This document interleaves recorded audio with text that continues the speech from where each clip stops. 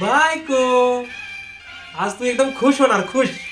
आज तुझ्यासाठी एक नवीन सरप्राईज आहे. Surprise surprise surprise. काय गोडाचा आणि धोडाचा असला कसला सरप्राईज आहे? अगं, मी तुझ्यावरती पुस्तक लिहिलंय, पुस्तक. वाव. माझ्यावरती पुस्तक? आता ग बया, म्हणजे आता तर मी लय फेमसच होणार आहे. काय काय लिहिलंय बरं, वाचून दाखवा. ह्या बुकच्या पहिल्या पानावरती लिहिलंय, माझी प्रिय बायको.